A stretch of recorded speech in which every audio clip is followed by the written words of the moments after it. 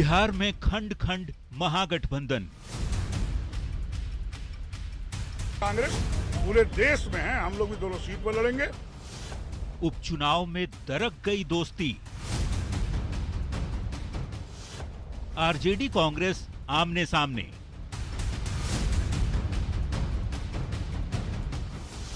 तेजस्वी को कांग्रेस की चुनौती। वो चुनाव लड़ना चाहती है। आरजेडी से कांग्रेस की दोस्ती का द एंड। तो महागठबंधन में घमासान और कांग्रेस ने दोनों सीटों पर उतारे हैं उम्मीदवार। आप देख रहे हैं अपना बिहार और आज की सबसे बड़ी खबर हम आपको बता रहे हैं, दोस्ती का क्या हो गया है द एंड। क्योंकि कुशेश्वर स्थान से अतिरेक कुमार को कांग्रेस ने टिकट दे दिया। इधर तारापुर से राजेश कुमार मिश्रा को कांग्रेस का टिकट मिल गया। कुशेश्वर स्थान और तारापुर से आरजेडी भी लड़ रही है। तो ये कैसा होगा चुनाव, कैसे मिलकर इस चुनाव को लड़ेंगे, मिलने की बात तो खत्म ही हो गई, क्योंकि दोनों ही सीटों पर दोनों ही पार्टियों में दो अलग अलग उम्मीदवार उतार दिए। तो आप इस खबर को समझने में किसी को भी दिक्कत नहीं होगी। उपचुनाव में महागठबंधन बिखर चुका है।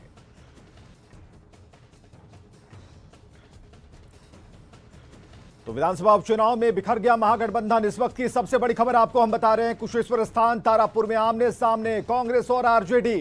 कांग्रेस ने उम्मीदवारों के नाम का ऐलान किया और आरजेडी पहले ही इन दो सीटों पर उम्मीदवारों के नाम का ऐलान कर चुकी है। तो कुल मिलाकर महागठबंधन के दो ऐसे दल जो मित्रता की बात कर रहे थे, आपसी सामंजस्य की बात कर रहे थे और यह कह रहे थे कि हमारा शीर्ष नेतृत्व इस पर फैसला लेगा। अब देखिए फैसला हो गया। कांग्रेस के दो उम्मीदवार जिन दो सीटों पर, खासकर हम आपको जरा याद दिलाना चाहते हैं, क्योंकि कांग्रेस ने कुशेश्वर स्थान सीट की डिमांड की थी कि भाई कम से कम कुशेश्वर स्थान सीट हमें दे दीजिए, हम लड़ लेंगे, इतने पर हमें संतोष है। लेकिन इससे पहले आरजेडी ने दोनों ही सीटों पर अपने उम्मीदवार खड़े कर दिए। तो ऐसे में कांग्रेस के सामने कोई विकल्प नहीं था। मैं आपको विश्वास दिलाता हूं कि हमारे दोनों जो कैंडिडेट नौजवान हमारे बीच हैं, कुशेश्वर स्थान से अतिरेक जी और तारापुर से राजेश कुमार मिश्रा जी एक नौजवान हैं और नौजवान काफ़ी ऊर्जावान हैं। और मैं आपको विश्वास दिलाता हूं कि ये लोग पूरे मुस्तैदी से चुनाव भी लड़ेंगे और जीत कर भी आप लोग के बीच आएंगे। तो दो सीटों पर होने वाले विधानसभा उपचुनाव में महागठबंधन बिखर गया। पहले आरजेडी ने एक तरफा दोनों सीटों पर उम्मीदवार उतार दिया और इससे नाराज कांग्रेस ने दोनों ही सीटों पर प्रत्याशियों के नाम का ऐलान कर दिया। दरभंगा के कुशेश्वर स्थान से डॉक्टर अशोक राम के बेटे अतिरेक कुमार को कांग्रेस ने उम्मीदवार बनाया। तो मुंगेर की तारापुर सीट से राजेश कुमार मिश्रा को उम्मीदवार बनाया गया है। अब दोनों ही सीटों पर महागठबंधन आमने सामने है। वहीं एनडीए की तरफ से दोनों सीटों पर जेडीयू के उम्मीदवार हैं। कांग्रेस पार्टी ने अगर दोनों सीटों पर उम्मीदवारों की घोषणा कर दी है तो इससे फर्क क्या पड़ता है? जो दोनों विधानसभा चुनाव क्षेत्र में जनता की भावना है, जन भावना है, राष्ट्रीय जनता दल के उम्मीदवार को जनता चाह रही है। देखिए, हमने महागठबंधन बचाने की पूरी कोशिश की और हमने राजद से अपील की थी कि कुशेश्वर स्थान सीट वो हमारे लिए छोड़ दें, हमारी पारंपरिक सीट है, वो नहीं माने। तो अब हमारी पार्टी ने तय कर लिया कि हम दोनों सीटों पर अपने उम्मीदवार उतार रहे हैं। कुशेश्वर स्थान से अतिरेक जी हमारे उम्मीदवार होंगे और तारापुर से राजेश मिश्र हमारी पार्टी के उम्मीदवार होंगे।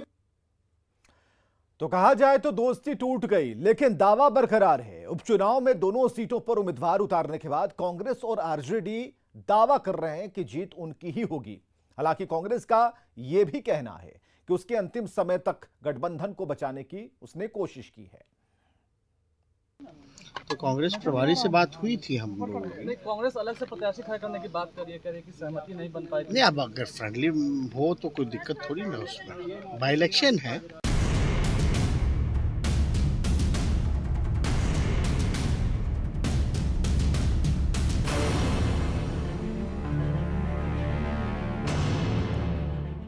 महागठबंधन की लड़ाई फ्रेंडली फाइट तक आई। दो विधानसभा सीटों के उपचुनाव ने महागठबंधन का संतुलन बिगाड़ दिया है। दोनों सीटों पर चुनाव लड़ने के आरजेडी के एक तरफा फैसले ने कांग्रेस को नाराज कर दिया है। कांग्रेस विधायक दल के नेता अजीत शर्मा ने ये साफ कर दिया है कि अगर आरजेडी ने उनके लिए कुशेश्वर स्थान की सीट नहीं छोड़ी तो अब कांग्रेस भी दोनों सीटों से चुनाव लड़ने को तैयार है। तो वो दोनों, जब मेरा सीट कुशेश्वर स्थान था, मुझे कांग्रेस को लड़ना था, उन्होंने दोनों सीट पर घोषणा कर दी, तो हम लोग भी, कांग्रेस पूरे देश में है, हम लोग भी दोनों सीट पर लड़ेंगे। आरजेडी नेता तेजस्वी यादव ने अपने फैसले पर सफाई दी। ये भी कहा कि उनकी बात कांग्रेस प्रभारी से हुई थी, लेकिन तेजस्वी की सफाई के बाद भी कांग्रेस नेताओं के तेवर नरम नहीं पड़े। कांग्रेस के प्रदेश अध्यक्ष मदन मोहन झा ने दो टूक कहा कि जानकारी देना और अकेले फैसला लेने में अंतर होता है।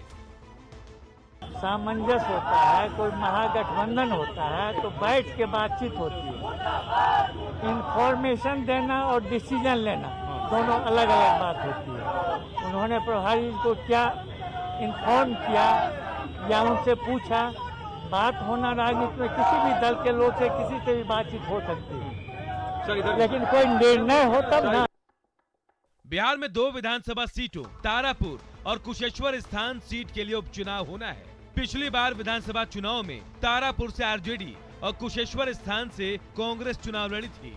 कांग्रेस इस बार भी अपनी परंपरागत सीट से चुनाव लड़ना चाहती थी, लेकिन आरजेडी ने दोनों सीटों पर अपने उम्मीदवार उतार दिए हैं, जिससे कांग्रेस नाराज हो गई है। उपचुनाव में महागठबंधन में हुई इस खटपट का फायदा एनडीए को मिल सकता है। न्यूज 18 के लिए पटना से संजय कुमार और अमित कुमार की रिपोर्ट।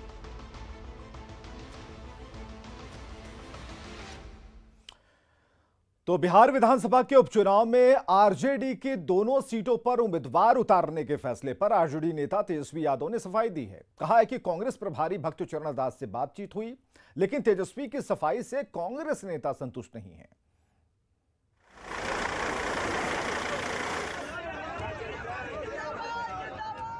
तकरीबन 2 हफ्तों बाद 2 सीटों पर बिहार में उपचुनाव है, लेकिन धमा चौकड़ी ऐसी है जैसे 243 सीटों पर चुनाव हो रहा हो। तारापुर और कुशेश्वर स्थान का उपचुनाव सियासी लिहाज से कितना अहम है, इसका अंदाजा आप इन 2 तस्वीरों से लगा सकते हैं। मंगलवार को दोनों सीटों पर एनडीए के उम्मीदवारों ने नामांकन दाखिल कर दिया। पहली तस्वीर तारापुर की है, जहां से जेडीयू ने राजीव कुमार सिंह को मैदान में उतारा है। दूसरी तस्वीर कुशेश्वर स्थान की है, जहां जेडीयू कैंडिडेट अमन हजारी ने नॉमिनेशन किया। इस मौके पर केंद्रीय मंत्री आरसीपी सिंह से लेकर जेडीयू के कई बड़े नेता और एनडीए की सहयोगी पार्टियों ने मौजूदगी दर्ज कराकर विरोधियों को एकजुटता का संदेश दिया। दरअसल कुशेश्वर स्थान वो सीट है जिसके पीछे हर रोज सियासत नई कहानी बुन रही है। कुशेश्वर स्थान को लेकर आरजेडी और कांग्रेस की दोस्ती दरक चुकी है। अब चूंकि आरजेडी ने कांग्रेस को दरकिनार कर उम्मीदवार उतार दिया, तो लड़ाई चुनावी जंग से ज्यादा नाक की बन चुकी है। लिहाजा 2 सीटों पर होने वाले उपचुनाव के मैदानी जंग में लालू यादव भी उतर सकते हैं, जैसा कि उन्होंने आरजेडी के प्रशिक्षण शिविर में साफ साफ संकेत दिया। देखते हैं कि समय बीच में समय निकाल करके हम डॉक्टर साहब को राय देंगे, हम आपके बीच में आएंगे। लगातार मैं बोल रहा हूँ कि मैं आपके बीच में आऊंगा। कुशेश्वर स्थान आजादी के पहली बार वहां के मुसहर भाइयों का सूर्योदय हुआ है और गणेश भारती वहां से हम लोग के पार्टी के उम्मीदवार हैं। सब उस क्षेत्र में सबसे ज्यादा संख्या मुसहर भाइयों का है। मुसहर हैं, यादव हैं, मुस्लिम भाई हैं, बिंद है, मलाह हैं और पासवान भाई भी हैं। उपचुनाव में लालू यादव की एंट्री पर जब मुख्यमंत्री नीतीश कुमार से सवाल किया गया, तो सीएम नीतीश ने हंसते हंसते लालू पर जबरदस्त तरीके से तंज कस दिया। लालू को लेकर नीतीश कुमार ने क्या कहा, आप भी सुनिए। न करे, अपने कौन को रोके हुए क्या करेंगे, वो तो भाषण देंगे, क्या करेंगे, उनकी अपनी इच्छा है ना। जेल से भी तो काम करते ही रहते हैं, तो उससे क्या कीजिएगा, क्या। जाहिर है नीतीश कुमार ने लालू के जेल से फोन कॉल वाली घटना को लेकर तंज कसा और उपचुनाव में लालू की एंट्री की अहमियत को भी खारिज कर दिया। न्यूज 18 के लिए पटना से शैलेंद्र कुमार के साथ दरभंगा से विपिन कुमार और मुंगेर से अरुण कुमार की रिपोर्ट। 3 दिन पहले लालू के बड़े बेटे तेज प्रताप यादव ने बड़ा आरोप लगाते हुए कहा था कि दिल्ली में उनके पिता यानी कि लालू प्रसाद को कुछ लोगों ने दिल्ली में ही बंधक बना लिया है और बिहार नहीं आने दे रहे हैं।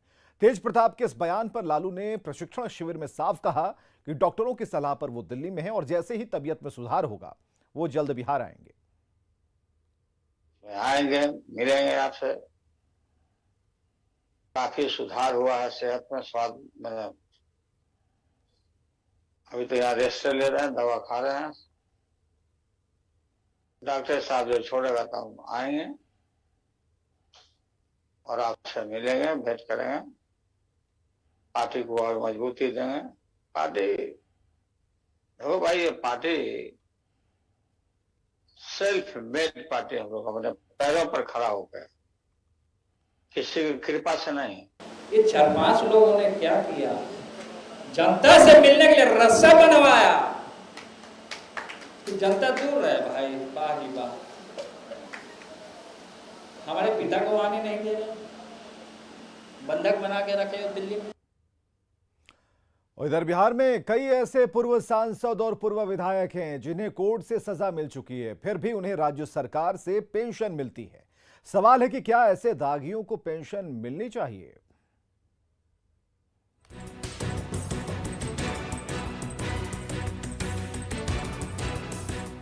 राजनीति में दाग अच्छे हैं, ये हम नहीं कह रहे हैं।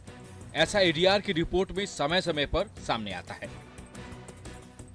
देश में शायद ही ऐसी कोई पार्टी होगी जिसमें कोई दागी ना हो। बिहार में भी ऐसे बहुत सारे नेता हैं जो सिर्फ दागी ही नहीं, सजा याफ्ता हो चुके हैं।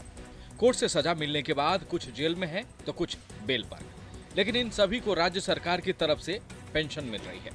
चाहे वो जमानत पर बाहर आए आरजेडी अध्यक्ष लालू प्रसाद यादव हों, आरजेडी के पूर्व सांसद विजय कृष्ण हो, पूर्व सांसद प्रभुनाथ सिंह हो, जेडीयू के पूर्व सांसद जगदीश शर्मा हो या बलात्कार के आरोपी आरजेडी के पूर्व विधायक राजवल्लभ यादव हो।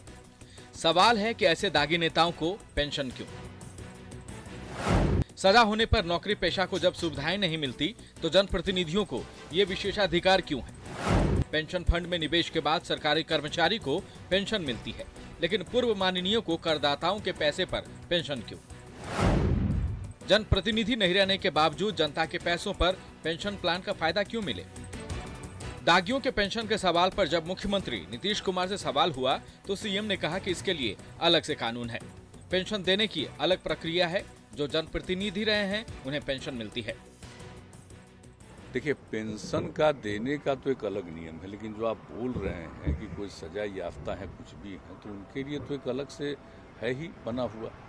कोई सजा याफ्ता है तो उसके बारे में तो अलग चीज़ है, लेकिन कोई भी जनप्रतिनिधि रहा है तो उनको जो कुछ भी मदद मिलती है वो मदद दिया जाता है, वो तो आप सबको मालूम ही है। आरजेडी के राज्यसभा सांसद मनोज झा से सवाल हुआ तो वो दागी की परिभाषा समझाने लगे।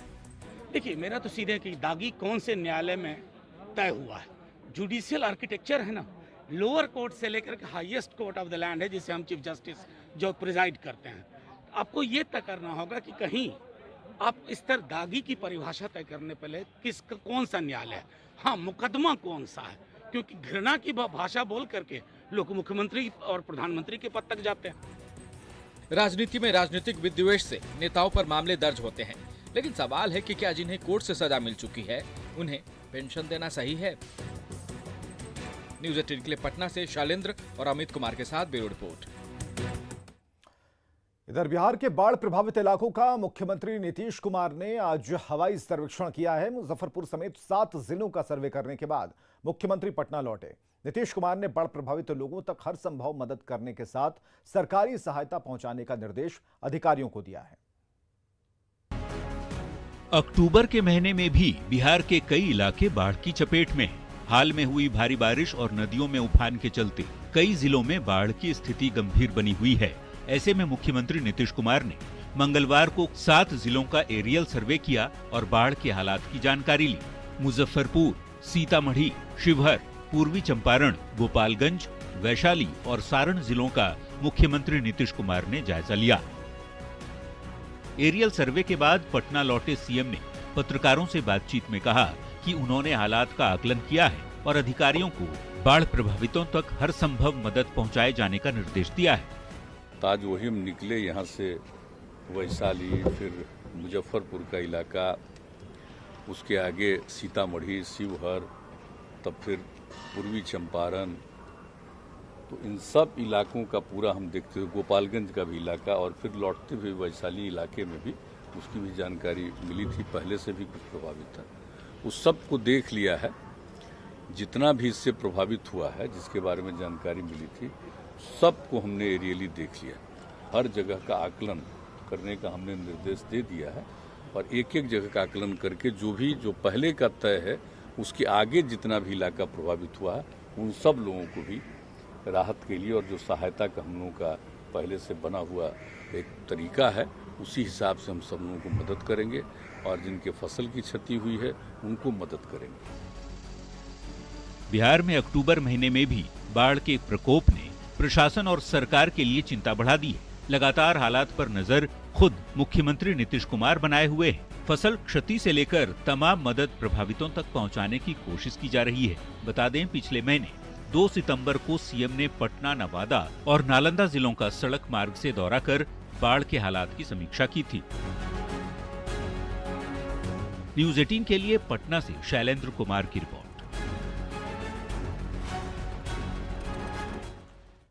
और दरभंगा के निचली बस्तियों में एक वाजिदपुर पर बागमती नदी एक बार फिर कहर बरपा रही है। कई मकान तहस नहस हो गए हैं तो सिर से छत छीनने की नौबत तक आ गई है।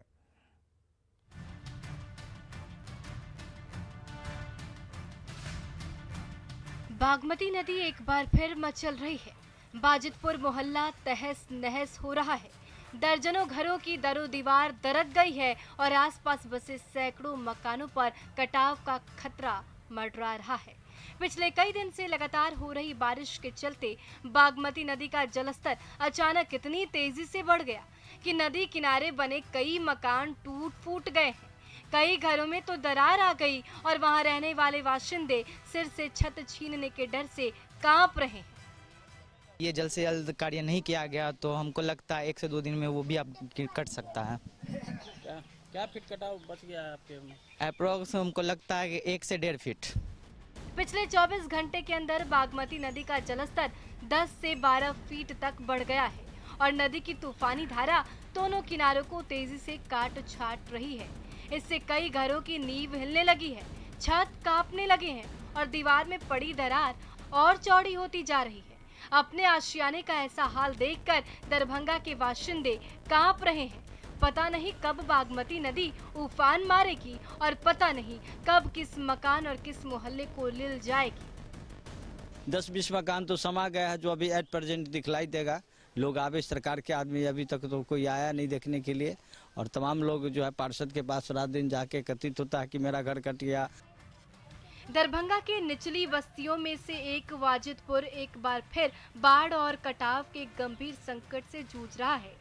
कई मकान ढहने के कगार पर पहुंच गए हैं तो कई मोहल्लों का अस्तित्व मिटने के कगार पर पहुंच गया है। विपिन दास, न्यूज़ 18, दरभंगा। चलिए पूजा पंडालों की बात करते हैं तो राजधानी पटना में तेजी से दुर्गा पूजा का पंडाल बन रहा है। मीठापुर गोरिया मठ का पूजा पंडाल इस बार खास है और यहाँ पंडाल को थाईलैंड के याकोचिमा मंदिर का स्वरूप दिया जा रहा है। 29 फीट ऊंचे पंडाल को पश्चिम बंगाल के कारीगर बना रहे हैं और इस पंडाल का जायजा लिया है रजनीश कुमार ने।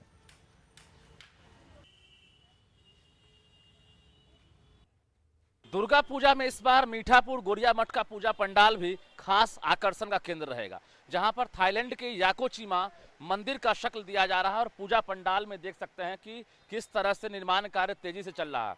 जो बंगाल से कारीगर आए हैं वो निर्माण कार्य में जुटे हुए हैं। जिला प्रशासन की तरफ से 10 फीट से ज़्यादा ऊंची की प्रतिमा की अनुमति नहीं दी गई है। वहीं दूसरी तरफ जो पंडाल है उसमें भी ऊंचाई फिक्स कर दिया गया है। यही वजह है कि 30 फीट से कम ऊंचाई वाले तमाम जगहों पर पंडाल निर्माण चल रहा है। तो मीठापुर में जो कारीगर हैं, देखिए कि दिन रात यहाँ पर पंडाल निर्माण में जुटे हुए हैं। बंगाल के सभी ये कारीगर हैं और सबसे आकर्षण का केंद्र इस बार ये रहेगा कि प्रतिमा के साथ साथ जो कोरोना का थीम है और साथ ही कार्टून है यहाँ पर दर्शाया जाएगा पंडाल में। जरा आयोजक है उनसे ही बात कर लेते हैं, क्या खास इंतजाम रहेगा, तैयारियां? पंडाल का निर्माण हम लोग थाईलैंड के याकोचिमा मंदिर है जो कि शांति का संदेश देगा पूरे देश में, उसके तर्ज पे बनाया जा रहा है। और साथ में चूँकि कोरोना का गाइडलाइन को भी फॉलो करते हुए हम लोग सारा व्यवस्था कर रहे हैं कि कंपटीशन भी होता होगा कि हमारा पंडाल बेहतर हो और हमारी प्रतिमा जो है उसको लोग ये सराहें। तो क्या इस बार आपकी तरफ? नहीं, कंपटीशन तो होता है, लेकिन कंपटीशन में हम लोग इस बार सामाजिक संदेश देने का काम हमेशा करते हैं और इस बार भी करेंगे। यहाँ पे हम लोग वैक्सीन का कैंप भी लगवा रहे हैं 3 दिनों के लिए, कि जो लोग छूट गए हैं वैक्सीन के लिए वो वैक्सीन लेंगे। और जो पूजा समिति है उसकी कोशिश है कि इस बार कोरोना को लेकर कोरोना से संबंधित जो तमाम जानकारियां हैं वो यहाँ पर दी जाएगी और साथ ही जो पूजा पंडाल है वो इस बार बाकी जगहों से बेहतर दिखे, इसको लेकर युद्ध स्तर से तैयारियां चल रही है। रजनीश कुमार, न्यूज़ 18, पटना। और राज्य है डॉल्फिन डे और किसी भी दिन को किसी खास चीज के लिए मनाने का मकसद उस चीज की अहमियत को समझाना होता है। तो याद रखिएगा कि आज डॉल्फिन डे है, हमें गंगा को बचाना है और गंगा में जिस डॉल्फिन है उससे भी हम बचाना चाहते हैं। इस अहमियत के साथ हमें आगे बढ़ना होगा।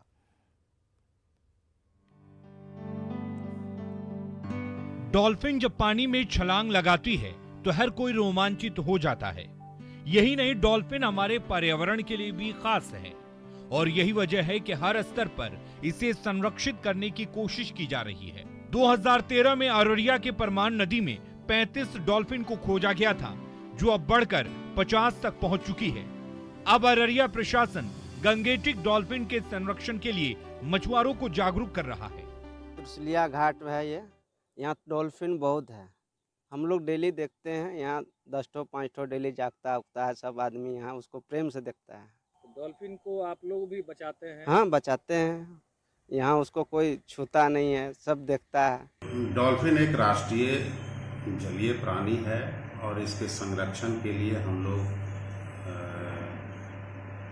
प्रयासरत हैं और इसमें बहुत से कार्य हम लोग कर रहे हैं। वहीं राष्ट्रीय डॉल्फिन दिवस पर अररिया को बिहार सरकार की सौगात भी मिली है। अब वैज्ञानिक तरीके से गंगेटिक डॉल्फिन का सर्वेक्षण कराया जाएगा। किसी भी धरोहर को मिलजुल कर ही बचाया जा सकता है, इसलिए डॉल्फिन दिवस पर हम सबको मिलकर प्रकृति की इस खूबसूरत तोहफे को संरक्षित करने का प्रण लेना चाहिए। सतीश कुमार, न्यूज़ 18, अररिया। और आगे देखिए जोहार झारखंड।